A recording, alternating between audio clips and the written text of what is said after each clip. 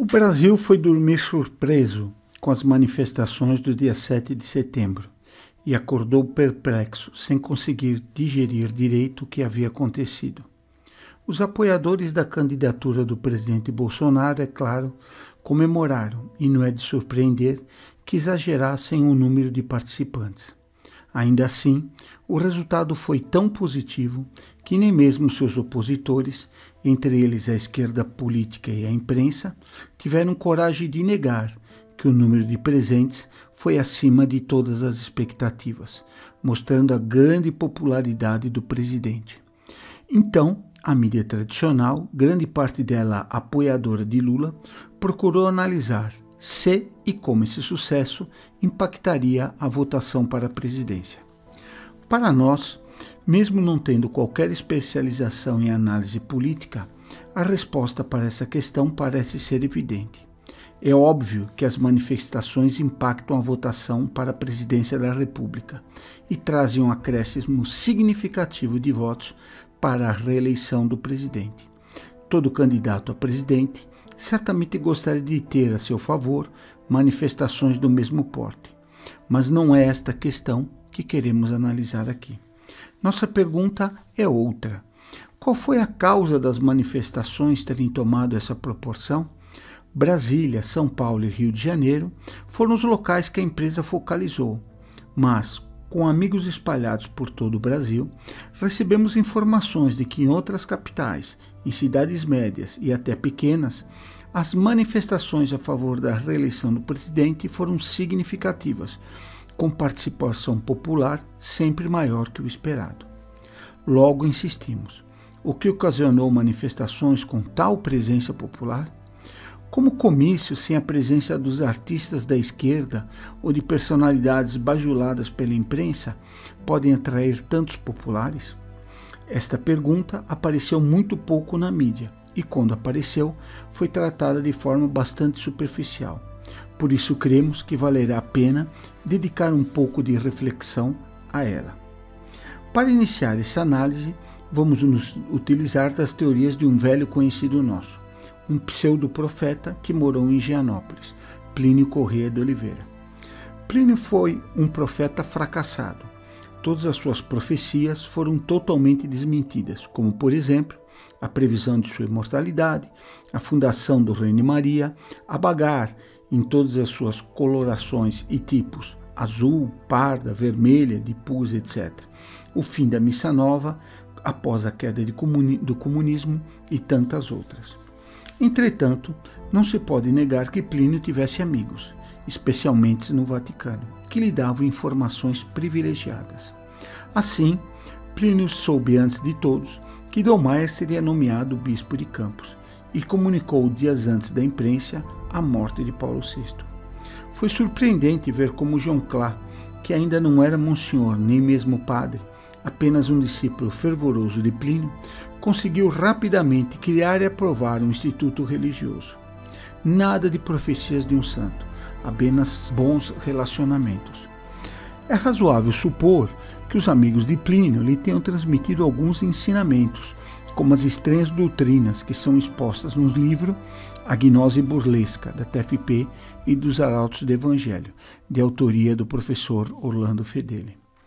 Plínio também foi bem informado sobre o desenvolvimento social e político no Brasil.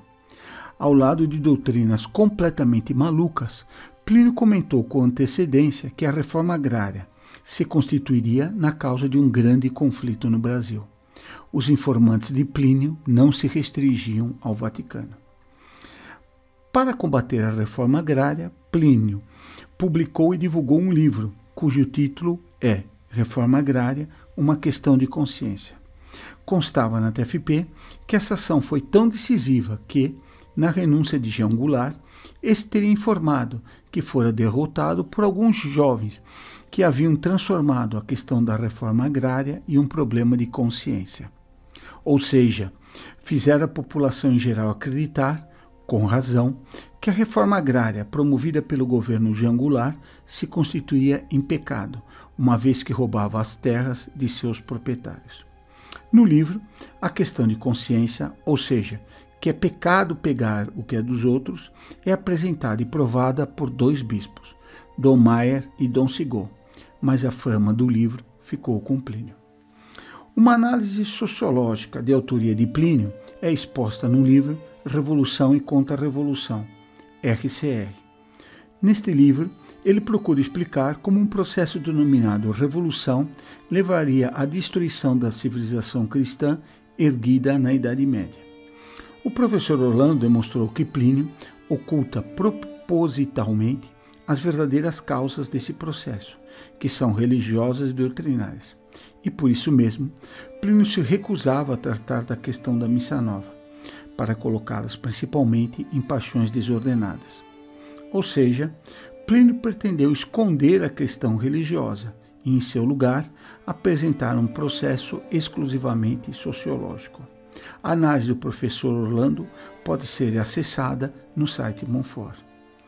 Na obra RCR, Plínio expõe aspectos do desenvolvimento do processo, incluindo o que ele chama de velocidades da revolução.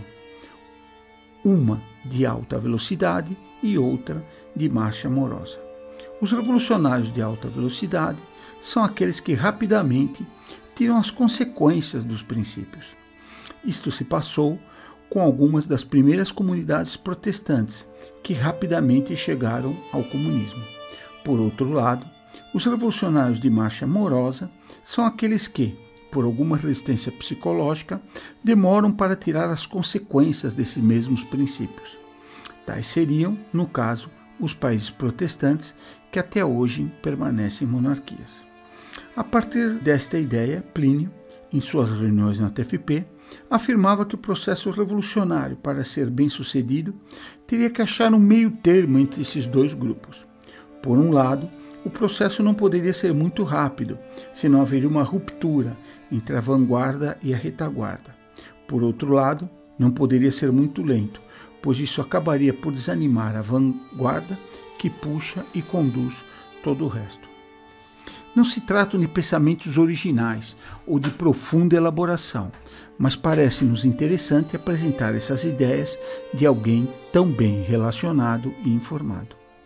O mesmo fenômeno foi observado pelo Papa Francisco em uma apreciação sobre o desenvolvimento do Sínodo alemão. O Papa não condenou o caminho liberal da moral pregada pelo Sínodo, mas recomenda que as soluções propostas para a adaptação da Igreja ao mundo moderno, como a comunhão para os divorciados, ordenação de homens casados e de mulheres, e etc., não devam ser determinadas pelo clero, mas sejam fruto de acordo entre todos os católicos. Esse pensamento está expresso em artigo da Unisínodos, cujo título é O Sínodo Alemão contagia toda a Igreja sem que o Papa o segure. E as manifestações de 7 de setembro, o que tem a ver com tudo isto? O jornalista Vinícius Torre Freire, secretário de redação da Folha de São Paulo e mestre em administração pela Universidade de Harvard, comentou a respeito daqueles que estiveram presentes nas manifestações. Aspas, é um Brasil novo ou com um novo poder, feito de gente largada por décadas na periferia. Fecha aspas. Ou seja, os participantes das manifestações são pessoas que não foram consideradas pelo poder tradicional e que foram largadas por décadas. Mas foram abandonadas em quê? Certamente o autor não se referia à questão econômica, porque, pelo menos para a esquerda, os que lá estavam eram pessoas de classe média, portanto, com uma situação equilibrada no que se refere à renda.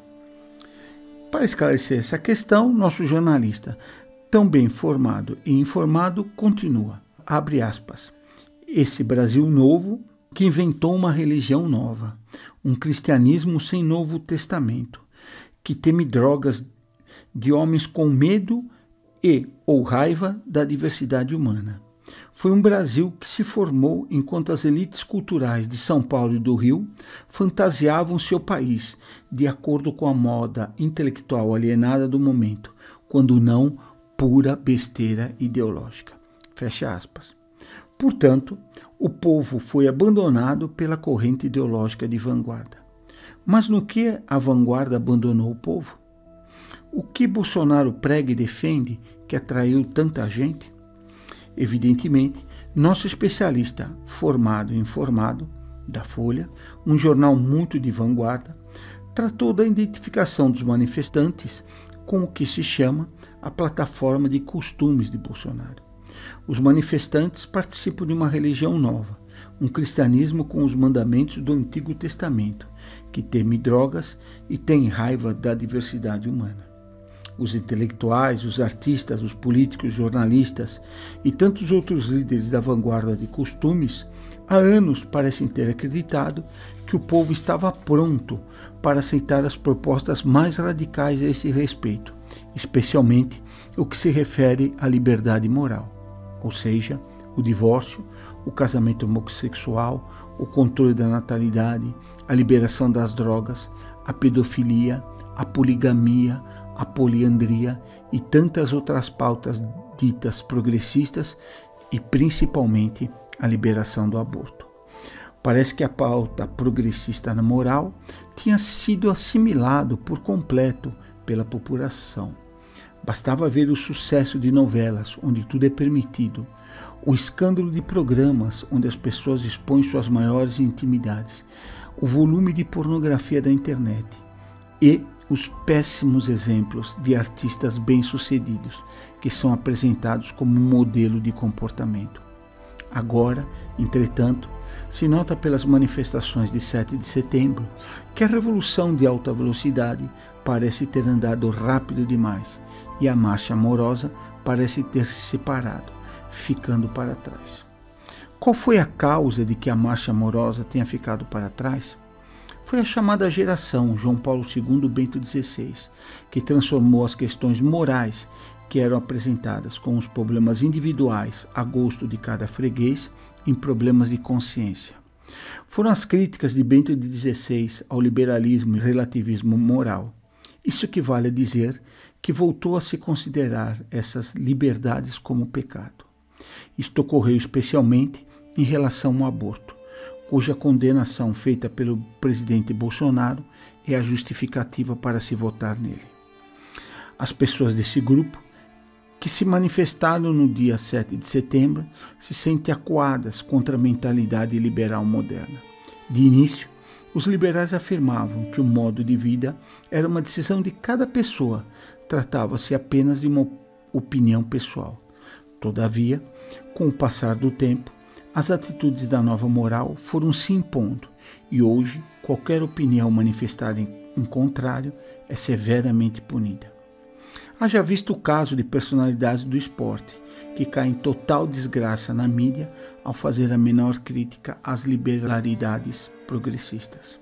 Então, separada, excluída e acuada pela vanguarda liberal, composta por políticos, intelectuais, artistas e jornalistas, a maioria conservadora viu na convocação do presidente Bolsonaro a chance de se manifestar e de se opor a esta verdadeira revolução, que está assumindo um caráter autoritário e violento. João Paulo II e Bento XVI foram aqueles que apresentaram e comprovaram que os mandamentos não foram abolidos pelo Novo Testamento, nem muito menos pelo Concílio Vaticano II, mas a fama ficou com o Bolsonaro. Qualquer semelhança com o caso de Plínio não é mera coincidência. Porque foi com Bolsonaro, alguém que está muito longe de ser um exemplo da moralidade católica, que essa parte da população se identificou? Parece que esse papel deveria ser desempenhado por religiosos, mas não foi isso que aconteceu. Pois bem, esta é uma análise que é necessária, mas fica para um próximo comentário. Salve Maria!